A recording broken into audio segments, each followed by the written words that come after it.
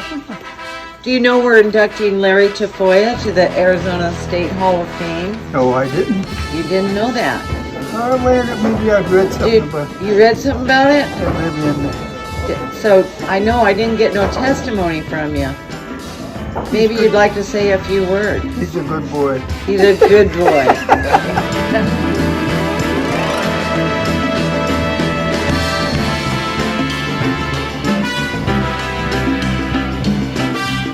Lary Tafoya was born on December 31, 1936, in La Junta, Colorado to Solomon Sal, the pool hustler, and Domitilia, mother of 10 children, including Larry. When Larry was young, his father heard about an opportunity to leave the railroad and work at the shipyards, so the family moved to Richmond, California.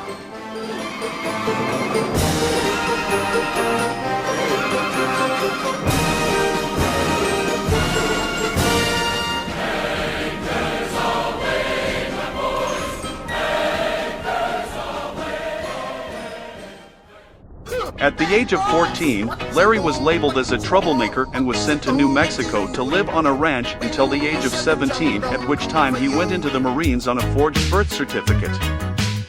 Hey Larry, you ought to be more careful, you might hurt somebody. Keep your hands off me. Didn't mean to grab you. He was stationed at Long Beach and served in the military police.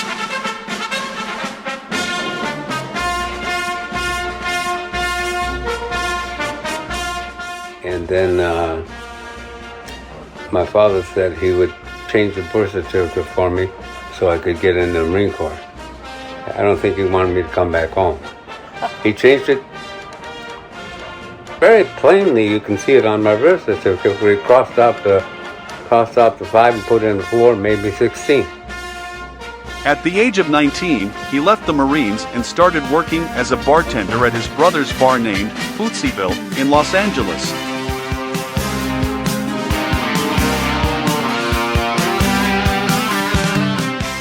When I got out of the service, I didn't have anywhere to go. So I decided to hitchhike back to that farm where I had lived before I went in the Marine Corps. And I was standing on the wrong side of the road because all the cars were going the other way. I turned around and said, hell, they're all going that way, I'll go with them. I went on the other side of the road and took me to Los Angeles.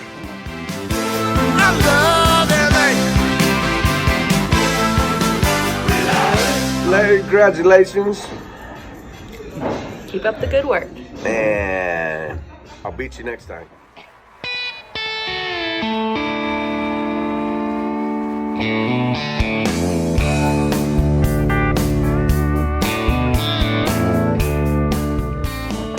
And when I got to Los Angeles, I knew my brother was there, and he owned a bar, and I thought, well, I could stay with him for a while. So I went over there, and he said, no, you need a job, boy. And he gave me a job as a bartender. And right when I was tending bar for my brother, at this place that he had a shuffleboard right smack in the middle of the whole bar. That's the only place it would fit. And so that's the first time I ever saw a shuffleboard. That was 19. This is where he was introduced to the game of shuffleboard by a guy named Gifty in 1957. Gifty was a shuffleboard hustler. And then met a hustler named Cliffy. He said he'd teach me the game. All he did was take my money. Let's talk about their battle scars.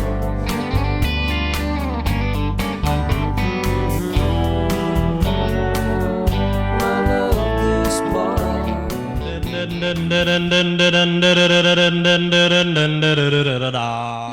Larry met Bina, his future wife, and her cousin at Bina's mother's restaurant, which was near his brother's bar. Don't know why I love you, don't know why I care. I just want your love to share. I wonder why. Bina and her cousin were very close, but her cousin was a party girl and Bina was a home girl. So when we'd go out, we'd take the kids over to Bina's house and she'd take care of the kids and we'd go out partying. And I thought, damn, all we do is drink and do crazy things out here. And Bina's always home taking care of the kids. And so I just went over there one day and talked to her, and we started dating. I never dated that cousin again. Larry and Bina were married in 1960 and over the next few years became proud parents of 4 children, Eddie Boy, Bobby, Nene, and Kiki. I wonder why they think that we will part. We will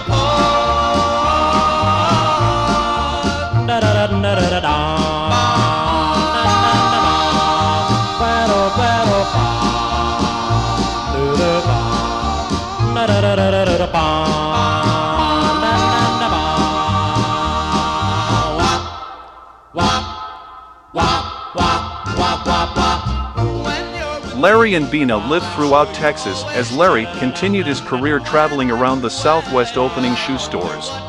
Over the next several years, Larry's job as a shoe company district manager required the family to move around a lot, and in the late 1960s, they ended up in Texas.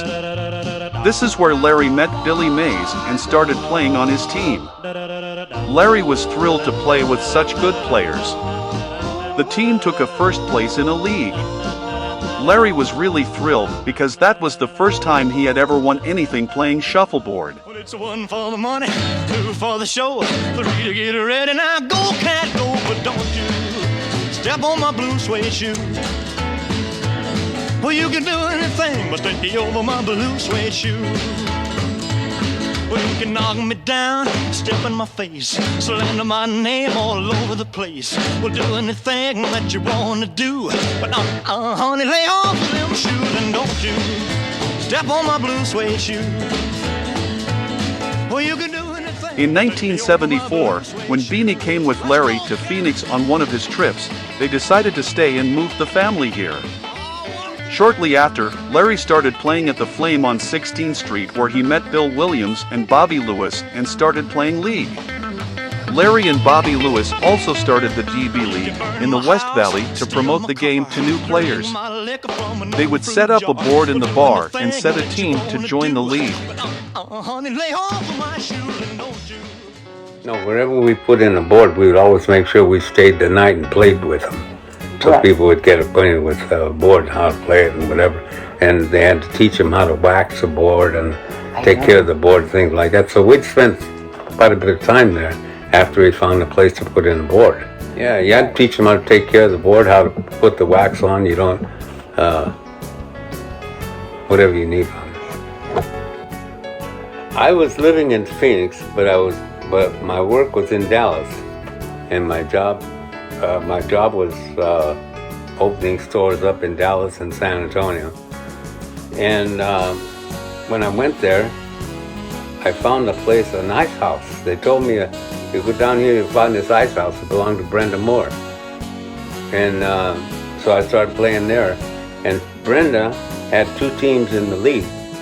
So everybody would come over there and play. And then there was money games after that, and AVs and all that. And Billy Mays would come in there all the time and play with us. But he was forming a league at that time, and he said, I'm missing one guy. And Bob Lewis said, you can play. So he said, you want to play on my team? I said, yeah, why not? Billy Mays supplied materials, boards, and the wax known as White Lightning. Once you play it, you get hooked. And it's the hardest game in the world. And Billy Mays told us, he said he found a new one. What he had done, he had gone to this place to see a friend of his about something, and he noticed there was dust all over the floor. It was real fine dust. And he said, and they always swept everywhere someone walked because everybody would fall down. And they told Billy, be careful, don't get out of the path. You step on that thing, you'll fall down. He looked at it and he says, hey, could I have a bucket of this? It was just a fine thing, but it rolled real good. And he thought, could I have a bucket of this? He said, you can have all you want. We throw it away. Problem is, when he took it back and put it on the table, we put it on the dust just like we did everything else, ended up flying off the board. So he had to mix it with something just to keep it on the boards. Otherwise, when you throw one, we throw one like that, all the dust would fly wherever you threw it. The white lightning was important to him because there were boards we played on. The people that poured the boards weren't too good at that time. They were hit and miss. Sometimes they were good, sometimes they were bad, and but you needed the proper dust to put on them. In 1988, Larry, the Cool Tournament director, and Bobby Lewis started the Pro Federation Tour in Las Vegas at the Showboat Casino.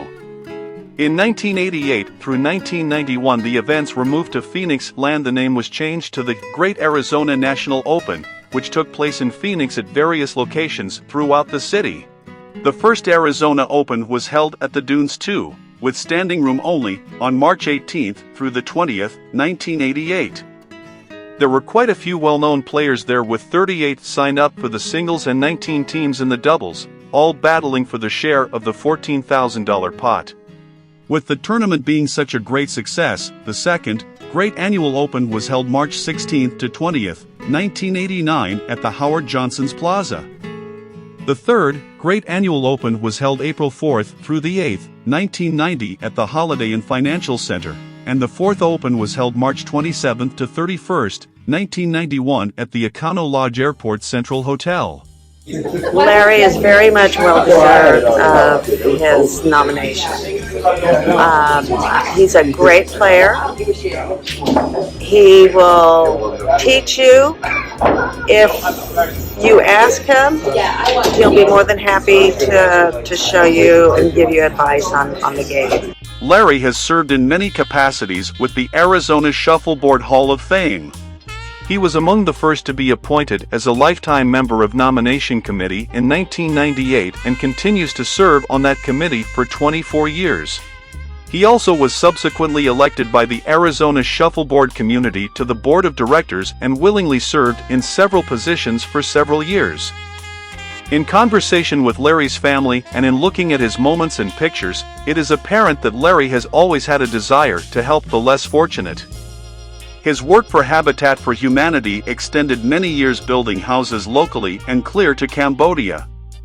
He volunteered for the Cambodia trip and worked side by side with Jimmy Carter. He has advocated for Native Americans and their rights for several years. He has helped countless families and individuals, inside and outside of these organizations. I asked Larry what is it that drives him to be so involved. My mother fed every hobo that came along. I'm sure they had some kind of meeting on those hobos at the side of the track and say, go to this house over here, they feed you good. And they go to my house, and we had 9 kids at the time. It wasn't like we had a lot of food. And my mother never turned anybody away. And she always told us, if you have a dime and someone needs some money, give them a nickel. And that stuck with me. But that's the kind of thing that my mother instilled in me all her life. Just share with people. And so, Larry carried on with his mother's compassion. His national contributions were impressive, but the impact Larry has had on Arizona's shuffleboard is huge. He has been a constant presence for many, many years. It takes only a phone call to get him involved. Whatever bar we are playing in, Jay's, CBS, Dunes, Pro Lounge, Purple Turtle, American Legion, or Stingers. Whatever format we put out there, leagues, draws, teams, switch, handicap, crazy 8, challenges or tournaments. In short, you can count on Larry. We couldn't be more fortunate for his participation, mentoring, and devotion. Even at a young 87 years young, he brings it. When Larry was asked how he felt about being inducted into the Arizona Hall of Fame, he said, You know, what I think most seriously about is that I've been given this honor. I feel so strongly about all the people I'm with, and that I couldn't be playing this game at this time, at this age, without all those people that I play with and and they make it fun for me. I spend more time with them than I do with my family. They are family. Everybody there is family, and I feel so darn. I have a lot of gratitude for people that I play with and I know there because of that. I remember 2010 when I first started playing with Larry in a league. I'd make a shot, bad shot, wrong shot. Larry, I'd look at him. He didn't say much. He just kind of looked, said, "That's all right, big." And then the next week, come back in. He'd always be in there practicing before we start. He'd say, "Hey, come here, babe. Let's talk about that shot. Remember that shot you shot over into that corner?" Of course, I couldn't forget it because, it lost the game for us. I said, "Yeah, I remember that shot." He says, "Well, why don't you try this?" And he'd practice with me, and get me over into that corner like I'm supposed to be. And he said, "That's how you do it." Larry's the kind of guy that is always giving of himself. His whole life has been about helping other people. There's not a weight on the board that Larry doesn't like to rap. True story. And he's good at it. The other thing is Larry's an exceptional lagger. We have another little story that we say. Larry's the second best lagger in the world. Only because we haven't found the best lagger yet. I just want to say, congratulations, Larry. You deserve this. Hi, Larry. Congratulations. Couldn't be more proud of you. I'm glad I got to know you. You're absolutely wonderful guy. Love you, and thank you so much for the pictures. Hey, and Larry, I know I did thank you for this earlier, but you don't know how much it means to me to have that from you for the rest of my life. And you're a hell of a player.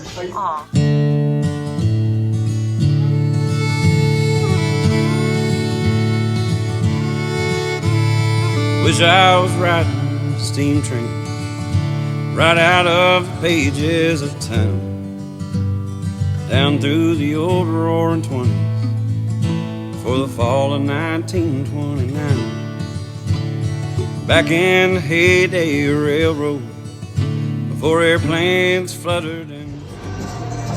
So Sandy, has Larry ever taught you any shots? Yeah, at the bar. Is that how you got so good? That is. I bet he was kind of happy to teach you shots. Yeah, we kind of hung out that night. Linda Meyer said, "Not only do I have a great respect for Larry's adoration and devotion to his family, but also for his humanitarian side. His love for his fellow man and his willingness to help them around the world. And then there's Larry's keenness and all-around know-how of the shuffleboard game. Best lagger I know. Congratulations, Larry. You deserve this forever award and the attention you will be getting. Memories will be made today. Embrace them." Congratulations, Larry! From Arizona. All right. Nice job. Thank you. Bing Crosby crew. This is a song how things used to be in the script, a hobo cartoon.